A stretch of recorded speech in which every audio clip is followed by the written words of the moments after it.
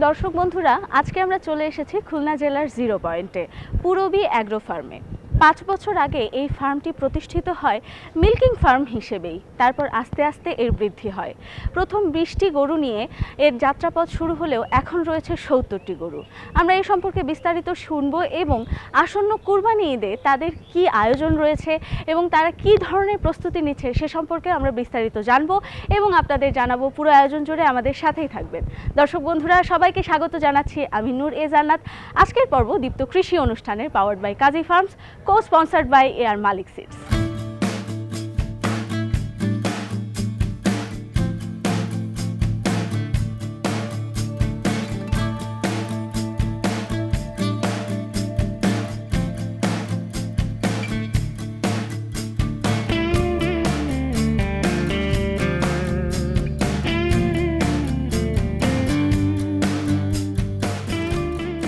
আসসালামু আলাইকুম মেহেদি ভাই। ওয়ালাইকুম আসসালাম। কেমন আছেন? আলহামদুলিল্লাহ, আমি ভালো আছি। কারণ আমি যখন আসলাম তখন যে এর নাম কি নাম আছে কোনো? রাজাবাবু।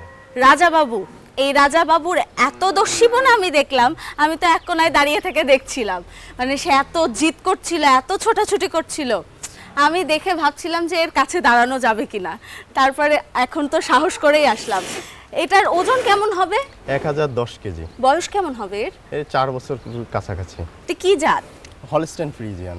আপনারা বের করেছেন কেন? কি লাইভ ওয়েটের মাপার জন্য? সবসময় বের করা হয়, প্রায় আমরা প্রতি মাসে একবার করে লাইভ ওয়েট দেখি, যার কারণে ওটাকে লাইভ ওয়েট দেখে যে কতটুকু হলো বা কত কমতেছে বাড়তেছে এটার রেজাল্ট নেওয়ার জন্য আমরা প্রতি মাসেই বের করি এটাকে। আচ্ছা আচ্ছা।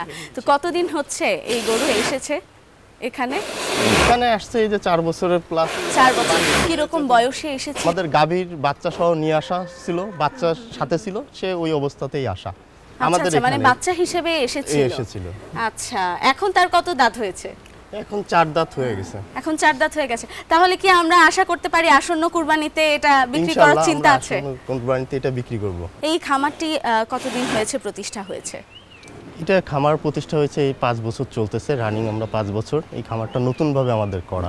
আমরা মূলত আসলে কৃষির উপর একটু দুর্বল, পশু পাখি, মৎস্য, বাগান এগুলোর পরে দুর্বল। আগাগোড়া থেকেই মানে ছোটোবেলা থেকে এগুলো ফ্যামিলি বিজনেস হিসেবে দেখে আসতেছে।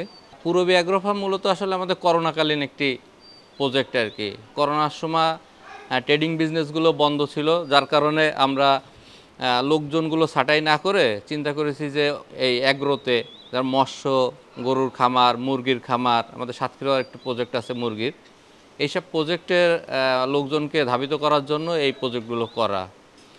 আর নিজেদেরও তো চাহিদা আছে দুধ, মাংসের, এখান থেকেই আমরা সংগ্রহ করে নিজেরা নিজেদের ফ্যামিলির লোকজন, আত্মীয় স্বজন সহ এলাকার লোকজনের সুবিধার্থেই করা আর কি। মূলত আসন্ন কুরবানি ঈদে আমরা প্রতিবারের ন্যায় এবারও কুরবানি ঈদে আমরা এখানে আমাদের লাইভ ওয়েটে গরু বিক্রি করি। লোকজন আইসা গরু পছন্দ করে। আমরা লাইভ ওয়েটে আমাদের 5 টনের একটি স্কেল আছে, স্কেলে ওয়েট করি। ওয়েট করার পরে যারা কেনে আর কি, ক্রেতা, তারা যে সময় চায় আমরা তাদের বাসায় পৌঁছায় দিই আর কি, ডেলিভারিটা করে দিই। ঈদের 5 দিন, 7 দিন, 10 দিন আগে থেকে আমাদের বিক্রি শুরু হয়। ঈদের আগের দিন আমরা তাদেরকে পৌঁছায় দিই আমাদের লোক দিয়ে। আমাদের এখানে আপনারা দেখতেই পাচ্ছেন মিল্কের জন্য গরু আছে, যে দুধ উৎপাদন করার জন্য, এবং এই গরুগুলো যে বাচ্চা দিচ্ছে ওই বাচ্চাই আমাদের ফ্যাটেনিংয়ে চলে যাচ্ছে। আচ্ছা আচ্ছা আচ্ছা। আপনি এখানে কি হিসেবে কর্মরত রয়েছেন? আমি আছি এলএসটি হিসাবে। আমি ট্রিটমেন্টে হচ্ছে আমাদের ইয়েলো স্যার যে আছে তার হচ্ছে নির্দেশনায় আমরা ট্রিটমেন্টগুলো করি আর কি। আচ্ছা আচ্ছা। তো আপনি এখানে চিকিৎসক হিসেবে আছেন। এই খামারে তো আপনি বললেন যে প্রথমে হচ্ছে মিল্কিং এর জন্য, তারপর কি ফ্যাটেনিং এ আসা হয়েছে? জি জি, আমরা প্রথমে মিল্কিং এই আসছি, এরপরে নেক্সটে আমরা ওই মিল্কিং এর যে বাচ্চাগুলো, আমরা ষাঁড় বাচ্চাগুলো দেখলাম এগুলো রেখে দিলেই ফ্যাটেনিং এ চলে আসতেছে, তখন আমরা ওইটা দিয়ে আবার ফ্যাটেনিং এ চলে আসা। 5 বছর আগে প্রথম, তখন কয়টি গরু দিয়ে প্রথম শুরু হয়? আমরা প্রথমে শুরু করছিলাম 20টা গরু দিয়ে, 20টা গাভী থেকে।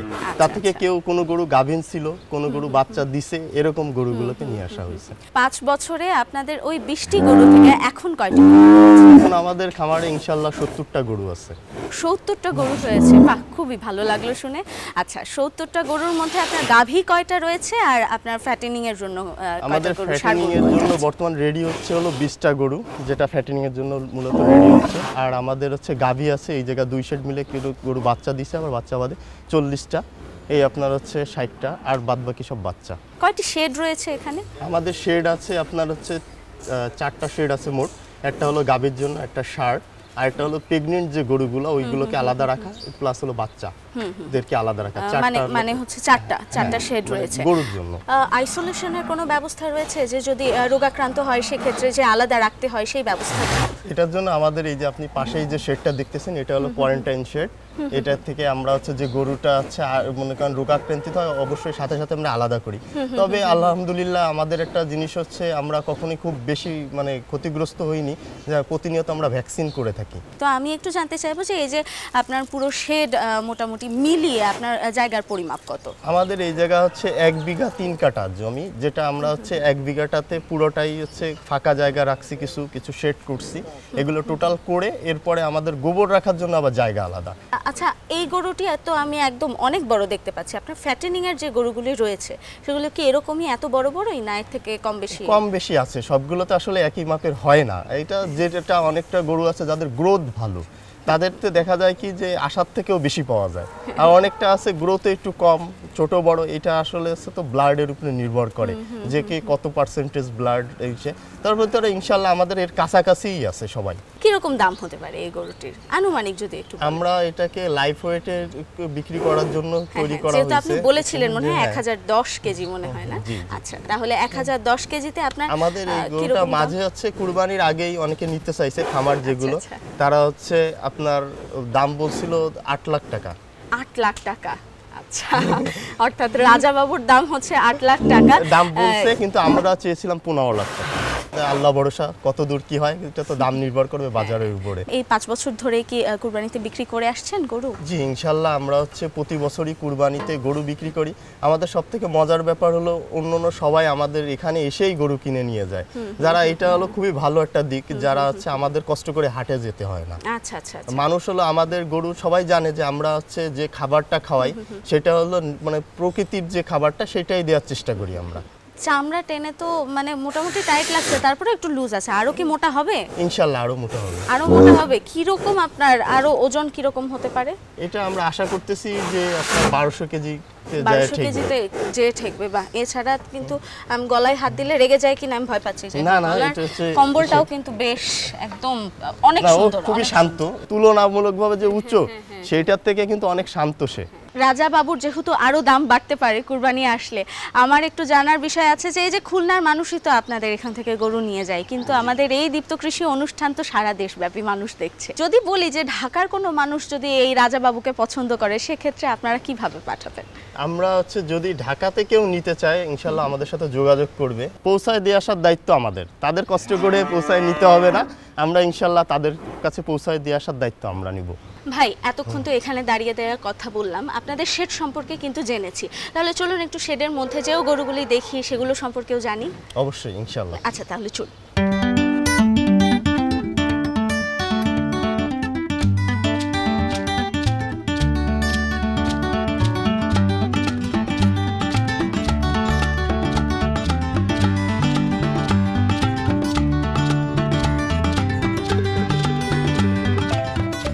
এটা হলো আমাদের ফ্যাটেনিং শেড, এর মধ্যে সমস্ত ফ্যাটেনিং এর গরু রাখা আছে।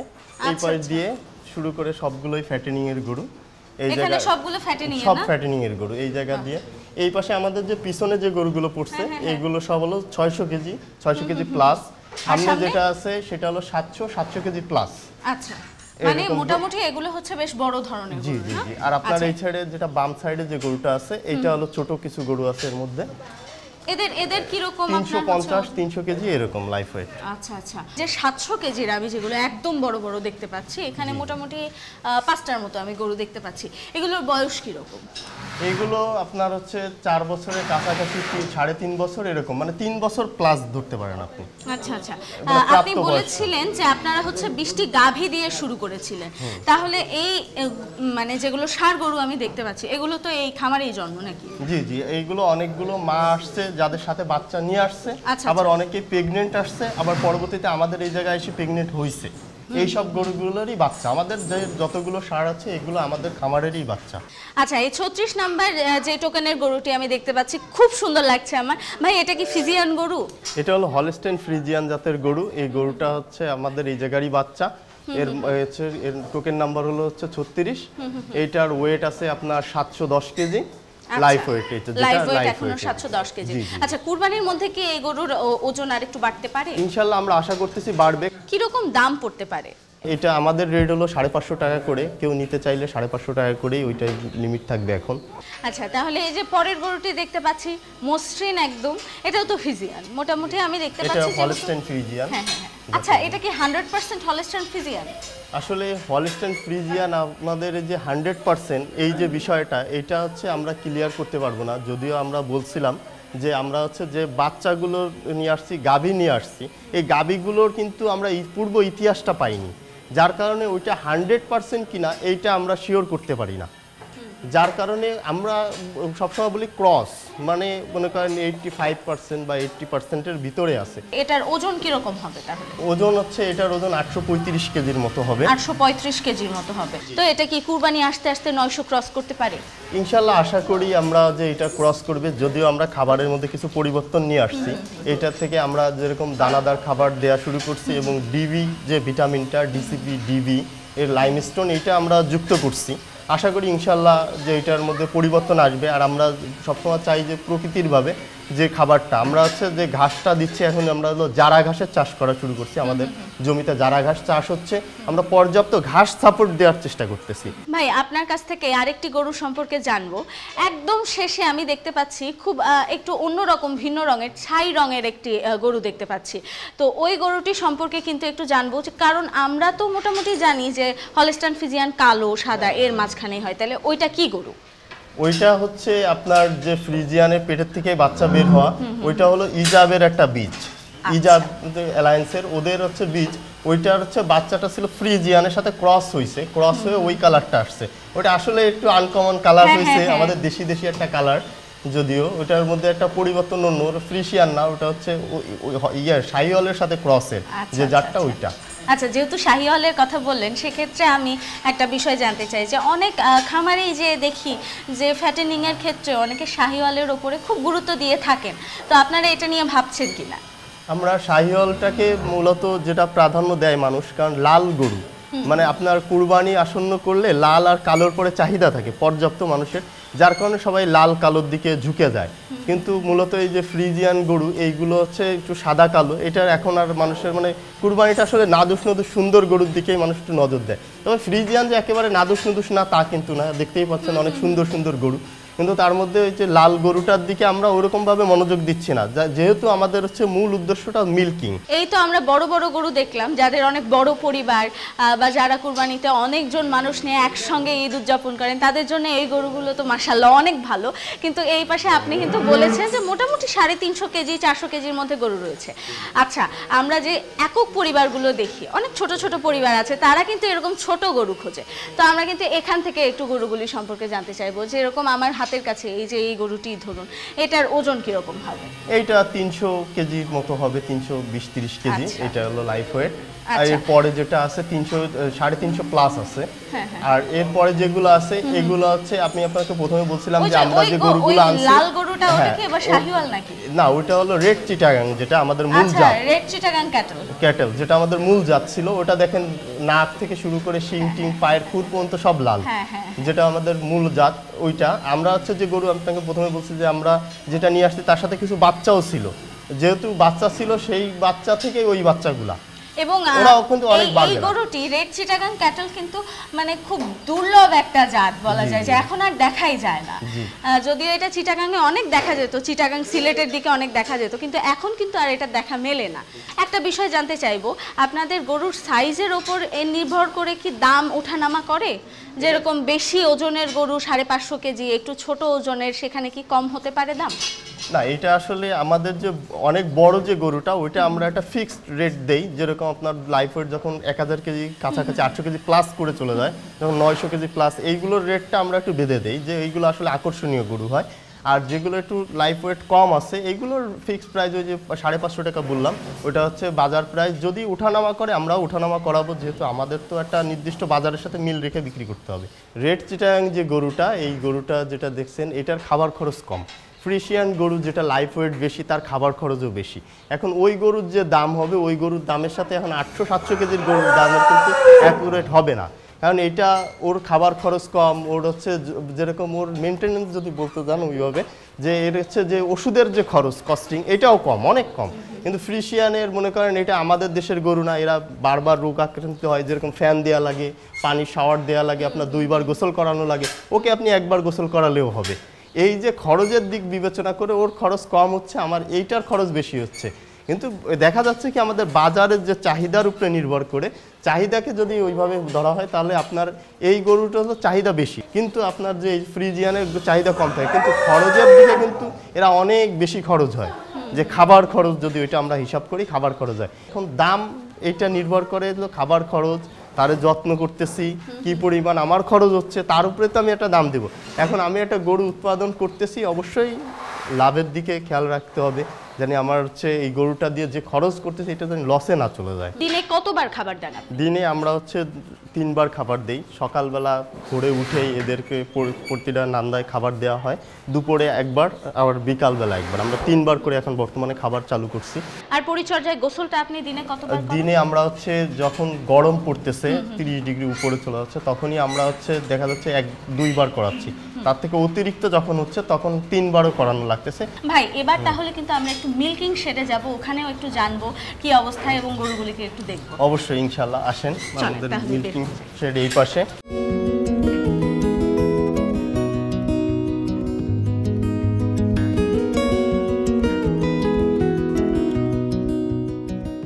ভাই এটা তো তাহলে আপনাদের মিল্কিং শেড না? জি জি, এই জায়গা হচ্ছে দুধের যে গরু, এই জায়গা সবগুলো দুধের গরু। সামনে যে গরু দেখা যাচ্ছে, সামনে পিছনে সবগুলোই দুধের গরু। এই জায়গা থেকে এই যে গাড়ির যে বাচ্চাগুলো, এইগুলো দিয়েই আমরা হচ্ছে ওই পাশে যে গরুগুলো দেখতেছেন ষাঁড় বা বকনা যেগুলো আমাদের এই পাশে আছে, সব এর থেকেই বাচ্চা নেওয়া। আমাদের এইগুলো কিছু গরু আছে কিনা, কিছু আছে বাড়ির বাচ্চা।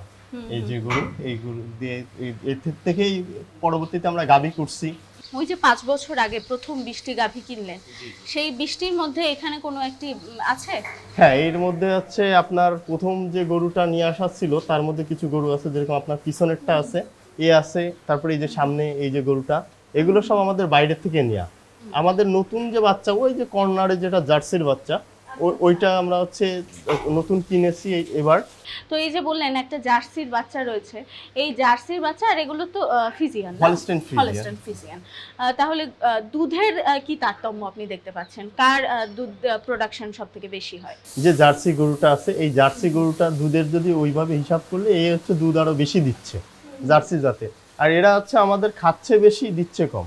জার্সি গরুটার যে খারাপ দিকটা হলো এই যে এই গরুটার যে বাচ্চাটা, এটা কিন্তু খুব উচ্চ মূল্যে বিক্রি হয় না, এর বাচ্চা খুব বড় হয় না। যদি ষাঁড় বাচ্চা হয় তাহলে লস, যদি হচ্ছে বকনা হয় তাহলে লাভ। এখন কখন ষাঁড় হবে আর কখন বকনা হবে এটা তো আসলে আমরা জানি না। আচ্ছা, তাহলে এখানে একটু জানবো যে এরা দিনে কতবার এদের দুধ দহন করা হয়? এই জায়গায় আমরা দিনে হচ্ছে 2 বার দহন করি। যে গরুগুলোর দুধ একটু বেশি হয় অনেক সময় 3 বার দহন করতে হয়। তাহলে তো অনেকেই কাজ করছেন বলা যায়। এখানে কতজন মোটামুটি কাজ করছেন? এখানে হচ্ছে আপনার 5 জন আছে মূলত যারা কাজ করে, প্রতিনিয়ত সারাদিন কাজ করবে, 5 জন লোক কাজ করবে। আর ঘাসের যে জমি ওইটা তো আলাদা, ওইখানে লোক যে কাজ করে সে ওই জায়গাতেই থাকে, তার কাজ শুধু ঘাস চাষ করা। আর ঘাসটাকে এই জায়গা পৌঁছায় দেওয়ার জন্য আমাদের গাড়ি আছে যে নিয়ে আসে। গরুর খামারে আমরা কাজ করি, পরিচালনা দেখাশোনা করি, যাতে হলো গরুগুলো ভালো থাকে, তাদের ঠিকমতো রক্ষণাবেক্ষণ করি, কারণ যাতে মালিক আমাদের প্রতি আরও সন্তুষ্টি, আমাদের আরও ভালো দেখে। কোনো সমস্যা হলে আমাদের ডাক্তারের সঙ্গে ফোন দিয়ে ডাক্তারের ডাকে আনি। এরা দিনে কত লিটার দুধ দিচ্ছে? কোনো গরু আছে যে মনে করেন যে এভারেজ যে দুধটা দেয়, কেউ হচ্ছে 18 লিটার, 15 লিটার, কেউ আছে 12 লিটারও দেয়। এটা আসলে যত বেশি গরম হয় আমাদের দুধ প্রোডাকশন তত কমে যায়। 20 লিটারের ওপরে 25 লিটার 30 লিটার দুধ দিচ্ছে, সেই রকম কি সম্ভব? অবশ্যই সম্ভব, 30 লিটার দুধের গরু করা সম্ভব। আমাদের যে নতুন কিছু বকনা আসতেছে, আমরা আশা করতেছি ইনশাল্লাহ যে 25-30-20 লিটার প্লাস করবে। এই যে বাড়ানোর চিন্তা করতে গিয়ে আপনাদের কি কি পদক্ষেপ গ্রহণ করতে হচ্ছে? এদেরকে ইনসেমিনেশন বা কৃত্রিম প্রজনন যখন আমরা করতেছি তখন আমরা ওই যে রেকর্ড যে বীজটা আমরা নিচ্ছি সিমেন্ট, ওইটার রেকর্ড নিচ্ছি যে ওর মায়ের কত লিটার দুধ ছিল, নানির কত ছিল, দাদির কত ছিল, ওইটা অন অ্যাভারেজ হিসাবটা করে ওইটা করে আমরা আশা করতেছি যে যখন বেশি দুধের দিন যেটার বেশি ওইটার সিমেন্ট ইউজ করতেছি, আশা করি ইনশাল্লাহ ওইভাবে আমরা দুধ বাড়াতে সফল হব। রোগবালাই কি রকম? রোগবালাই ইনশাল্লাহ আমাদের হচ্ছে এখন টোটালি ম্যাস্টাইটিস নেই বললেই চলে। আমাদের যে রোগের যে বিষয়টা, আমরা যখন দুধ দোয়ানো শেষ করতেছি, মিল্কিং শেষের পরে দিয়ে আমরা খাবার দিচ্ছি, গরু যদি 2 ঘন্টা দাঁড়ায় থাকে, ম্যাস্টাইটিস রোগ হচ্ছে প্রতিরোধটা করার চেষ্টা করতেছি, যার কারণে ইনশাল্লাহ এখন আমাদের রোগবালাই নাই। এই যে আপনাদের এই খামার 5 বছর ধরে আপনারা এগিয়ে নিয়ে যাচ্ছেন, এই খামারের আসলে ভবিষ্যৎ পরিকল্পনা কি? গাভীগুলো যে বাচ্চা দিচ্ছে, যে বকনা বাচ্চাগুলো হচ্ছে, এদের থেকে ভালো কিছু পাওয়ার আশা করতেছি আমরা। আমাদের কিছু গরু আছে যারা দুধ কম দিছে, আমরা বাইরে থেকে নেওয়া, এদের থেকে ভালো কিছু তো আশা করেও পাইনি। আর এদের থেকে আশা করতেছি যে আমরা নেক্সট পরবর্তীতে আমরা শেড আরো বড় করব, শেড বড় করে আমরা আরো গাভী বাড়ানোর চিন্তা করতেছি। অনেক কিছু জানতে পারলাম ভাইয়া, অনেক কথা হলো আপনার সঙ্গে। আপনি ভালো থাকবেন, সুস্থ থাকবেন, আর এই খামারেরও দীর্ঘায়ু কামনা করছি ইনশাআল্লাহ। আচ্ছা, আজকের মতো বিদায় নিচ্ছি ভাইয়া। আসসালামু আলাইকুম। ওয়ালাইকুম আসসালাম। কৃষি বিষয়ে যে কোনো তথ্য জানতে ও জানাতে লিখতে পারেন এই ঠিকানায়। দীপ্ত কৃষি, প্লট 7/A/গ, তেজগাঁও শিল্প এলাকা, ঢাকা 1208। আপনারা চাইলে ইমেল করতে পারেন krishi@dipto.tv এই ঠিকানায়, অথবা ফোন করতে পারেন 0178-768-2832 নম্বরে। শুক্রবার ছাড়া প্রতিদিন সকাল 9টা থেকে বিকেল 5টা পর্যন্ত। আজকে সারাদিন আমরা এই পূরবী অ্যাগ্রো ফার্মে ছিলাম এবং সে সম্পর্কে আপনাদেরকে জানালাম এবং ঘুরেও দেখালাম। দর্শক বন্ধুরা, আমরা কিন্তু বলেছি এই ফার্মটি শুরু হয়েছিল প্রথমে মিল্কিং ফার্ম হিসেবে, তারপরে সেই মিল্কিং ফার্ম থেকে তাদের নিজেদের ঘরের বকনাকে বা ষাঁড়কে তারা বড় করেছেন এবং সেখান থেকেই কিন্তু তারা শুরু করেছেন ফ্যাটেনিং। সেখান থেকে আপনারা চাইলে কিন্তু কুরবানির জন্য পশু সংগ্রহ করতে পারেন। আমরা ইতিমধ্যেই জেনেছি ওনারা কিন্তু ওনাদের নিজেদেরই ষাঁড়কে ফ্যাটেনিংয়ের মাধ্যমে কুরবানির ব্যবস্থাও নিয়েছেন। আপনারা যারা আজকে আমাদের পুরো পর্বটি জুড়ে আমাদের সঙ্গে ছিলেন, তারা কিন্তু চাইলে কুরবানির পশু সংগ্রহ করতে পারেন এই পূরবী অ্যাগ্রো ফার্ম থেকে। দর্শক বন্ধুরা, আজকে এই পর্যন্তই, দেখা হবে আগামী পর্বে। ততক্ষণ পর্যন্ত ভালো থাকবেন, সুস্থ থাকবেন, দীপ্ত টিভির সঙ্গেই থাকবেন। আজকের মতো বিদায় নিয়ে নিচ্ছি দীপ্ত কৃষি অনুষ্ঠান থেকে, powered by Kazi Farms, co sponsored by AR Malik seeds.